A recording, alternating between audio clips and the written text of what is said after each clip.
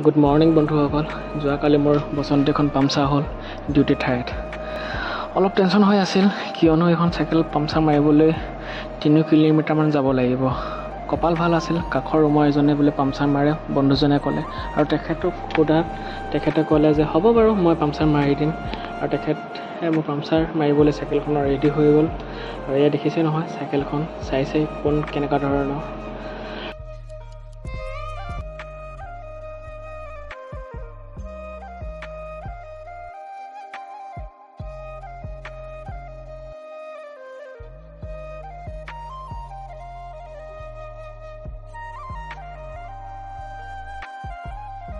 টিউবটো check কৰি চোৱাত এটাৰ পামচাৰ ওলাল। ভাল হ'ল এটাৰ পামচাৰ ওলোৱাৰ বাবে, বেছি হোৱা হ'লে প্ৰব্লেম আছিল, কিয়নো টিউবটোৱে চেঞ্জ কৰি দিবলগীয়া হ'লহেঁতেন। কোনো কথা নাই, এতিয়া প্ৰব্লেম নাই। এতিয়া বসন্তীখন সম্পূৰ্ণ ৰেডি হৈ গ'ল আৰু কালি ৰাতিপুৱাই ধুনীয়া আছে ডিউটি যাব পাৰিম, ভাল লাগিছে। আৰু ভিডিঅ'টো এয়াই আছিল মোৰ মেইন ব্লগ।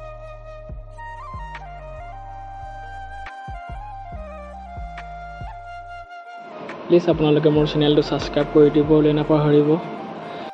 আকৌ এটা নতুন ভিডিঅ' লগ পোৱা আশাৰে এতিয়ালৈ বাই বাই।